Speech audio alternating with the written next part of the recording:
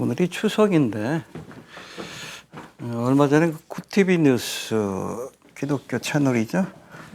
여기에서 10월 1일에 한국 교회 안에 있는 그리스도인 가운데 무속을 찾는, 점을 보고 고사를 지내고 무당을 찾는 그 그리스도인들 통계조사를 좀 발표한 적이 있어요. 한 3년 동안 조사한 것 같은데, 근데 기독교인들의 무속을 찾는 뭐 타로점이라든지 이런 이용 빈도가 불신자하고 이렇게 차이가 나지 않는다. 아주 충격적인 그런 통계자를 이렇게 소개한 적이 있습니다. 잠깐 뉴스 한번 봅시다. 무속과 거리가 멀 것 같지만 실제 조사 결과는 달랐습니다. 최근 3년간 기독교인들의 무속 이용 횟수가 일반인들과 비슷하게 나타난 건데요. 믿음의 울타리 안에서 왜 무속이 스며드는지 김혜인 기자가 보도합니다. 과연 무속은 교회 밖의 이야기일까? 최근 3년간 기독교인의 무속 이용 횟수는 평균 2.7회로 전체 국민과 비슷한 수준이라는 조사 결과가 나왔습니다. 특히 20대 기독교인은 4.3회로 일반인보다 더 자주 무속을 찾는 것으로 나타났습니다. 젊은이들 사이에 특별히 캐대언 요번에 영화도 좀 영향을 미쳤다고 보는데 특별히 젊은 사람들 가운데, 젊은 기독교인들 가운데 무속에 대해서 별 거부감이 없는 사람들이 많다는 게 이게 충격적이에요. 신앙의 본질에 관한 문제인데 좀 고민할 필요가 있습니다. 목회데이터 연구소와 희망친구 기아대책이 발간한 한국교회 트렌드 2026에서 핵심 키워드는 바로 무속에 빠진 그리스도인이었습니다. 기독인으로서 이제 무속에 대한 의견을 물어보면 굿을 해도 된다는 비율이 한 17%예요. 기독인 중에는. 그 다음에 부적을 달아준다는 비율이 한 24%인데 4명 중에 1명 정도는 부적 오케이, that's okay 인 거고요. 그 다음에 이제 고사 드리는 것도 35%, 3명 중에 1명은 뭐 그럴 수 있어, 할 수 있어. 그 다음에 점 보는 것도 절반이 괜찮다고 그래요. 기독교인은 그래도 뭐 점 보는 거에 대해서 한 절반 정도는 문제없다고 보고 있는 거죠. 무속에 대한 인식도 예상을 빗나갔습니다. 2030 기독교인 중 절반 이상은 무속을 금지해야 한다고 보지 않았고 오히려 상황에 따라 가능하다는 입장이 더 많았습니다. 그렇죠. 이제 한국의 미래가 어떻게 진행될지 좀 심히 걱정스러운 상황이라고 봐야 돼요. 참 답답하네요. 추석 명절을 앞두고 구티비 뉴스가 최근 3년간 기독교인들의 무속 이용 횟수에 대한 통계 조사를 발표했다. 지영진 대표의 연구 결과에 의하면 기독교인 가운데 굿을 해도 된다. 하나님이 가증히 여기는 사술인데 사술을 금하시는 엄중한 명령의 말씀들이 성경에 나와 있는데 이스라엘이 왜 멸망했습니까? 하나님을 떠나서 우상을 섬기고 사술에 매이면서 하나님께서 이스라엘을 버리신 것인데 이게 근원적인 죄예요. 우리가 하나님 앞에 지을 수 있는 죄 가운데 가장 큰 거는 살인죄, 도적질이 아니에요.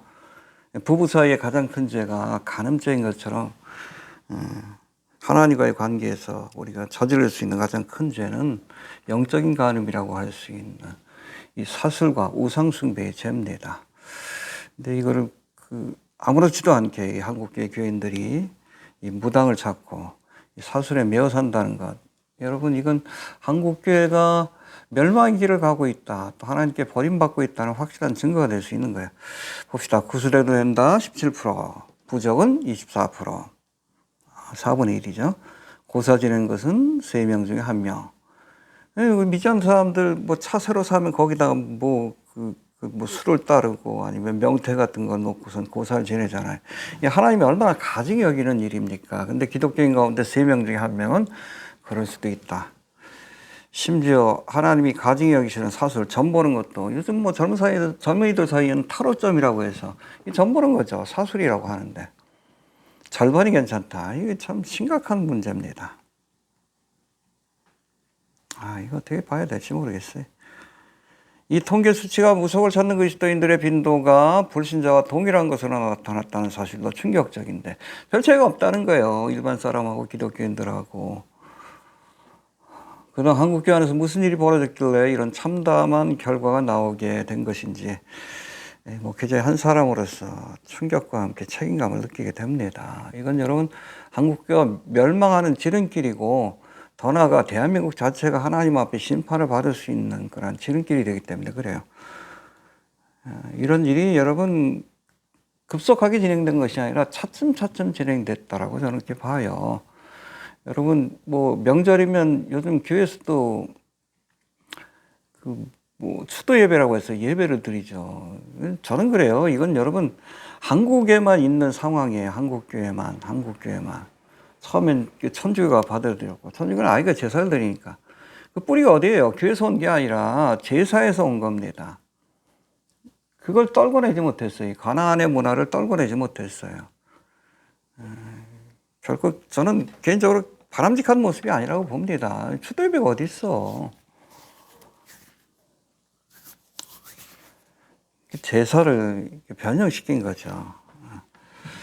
그런가 하면 대부분의 교회들이 한 해를 시작하는 송구영신 예배 시간에 뭐 합니까? 말씀 뽑기. 이 말씀 뽑기 하면서 뭐가 생각나요? 거기 보면 뭐 맨 좋은 말씀들만 있잖아. 마치 한 해의 운세를 점치는 토종일과 같은 그런 느낌이 들잖아요. 뭐 이런 일들이 이미 한국교회 안에 깊이 뿌리를 내렸고, 그러니까 무속에 대해서도 이렇게 거부감이 없는 겁니다. 또 2024년 정천가요? 거기 한 예능 프로그램에 젊은 목사인데 대형 교회 목사로 제가 안산에 있는 무슨 대형 교회 목사로 알고 있는 부목으로 알고 있는데 이 친구가 신부 중과 함께 예능 프로그램에 젊은 신부하고 젊은 중과 함께 참여했어요. 이 자체가 여러분 종교통합의 모습을 보여주잖아요. 근데 충격적인 것은 여기서 타로점을 보는 모습을 보여주고 있습니다. 초등부를 담당하는 그런 목사라고 하는데 큰 문제 아닙니까? 근데 이걸 문제 삼는 교회도 별로 없고 교단들도 그냥 시큰둥하고 그 모습을 보면서 여러분 일반 기독교인들이 평신도들이 뭘 생각하고 있어? 야 목사도 점을 보는데 타로점을 보는데 아유 우리야 뭐 그럴 수도 있지. 이 죄의 통로가 되는 겁니다. 많은 사람을 실족의 길로 인도하는데 여러분 이건 그야말로 성경에서 연자맷돌을 메고 바다에 빠뜨리려 하신 주님의 심판을 자초하는 행위라는 것을 알아야 돼요. 본을 보여야 될 목사가 이런 모습을 보여주니 한국교회가 자꾸 무속에 빠지게 되는 겁니다. 그런가 하면 2024년 10월인가요? CTS 간증 프로그램이죠. 내가 매일 기쁘게. 그 MC인 신현준 씨가 한 예능 프로그램에 출연해서 템플스테이 하는 모습을 보였어요. 애들하고 같이. 거기서 뭐 가부좌를 틀고 명상을 하는 모습을 보여가지고 이게 문제가 된 적이 있어요. 그러니까 사과문을 냈는데 본인이 사과문을 낸 것이 아니라 신현준 씨가 내가 매일 기쁘게 그 제작진이 사과문을 냈습니다. 이건 아니잖아요.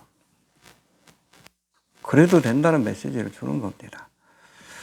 또 최근에 무당과 저승사자가 주인공으로 등장하는 캐대언. 아무리 여러분 이것을 미화시키려고 해도 이건 무당에 관한 이야기고 저승사자에 관한 이야기예요. 오컬트를 소재로 한 내용입니다. 근데 이것이 뭐 성경의 DNA를 담은 구원사사다. 이 말 같은 얘기를 해야지. 그러면서 뭐 칭송하는 목사자들까지 등장을 했으니 여러분 일반 성도들이 이 무속을 가볍게 여기고 여기에 빠져드는 건 어찌 보면 당연한 현상이라고 저는 봅니다. 이 목사의 책임이 크다라고 봐요. 말씀 뽑기. 신정세 토종비결 보는 거하고 무슨 차이가 있어요. 이 젊은 목사가 초등학교를 담당하는 젊은 목사가 중하고 신부하고 같이 뭐 해요? 굉장히 궁금한 눈빛이죠.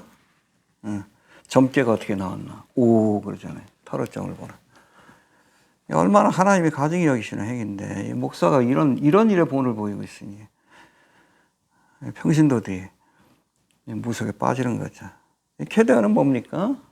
무당들 아닙니까? 주인공이 성황당에서 신내림 받는 장면을 보여주잖아요.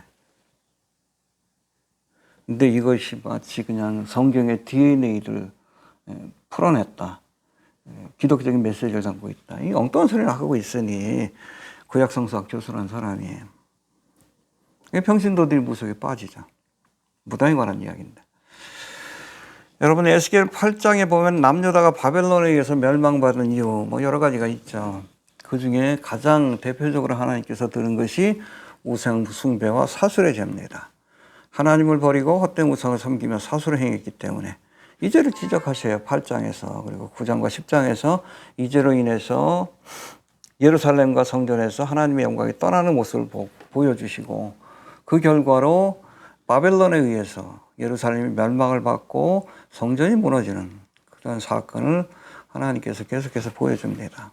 그 원인이 뭐예요? 하나님을 떠나서 우상을 섬기고 사술의 죄에 빠질 때 결국에 하나님께서 택함 받은 이스라엘이지만 그들도 심판하셨습니다. 한국교회가 무속에 빠진다는 거, 세상에 빛과 소금이 되지 못한다는 거, 이건 하나님의 심판을 자초하는 행위라고 우리가 봐야 합니다. 사술과 무속에 빠져 만몬이라는 우상을 섬기고 있는 한국교회, 그렇죠? 한국교회의 우상이 뭡니까? 눈에 보이는 우상은 없다 할지라도 여러분 기복신학, 축복신학이라고 해서 이게 뭐예요?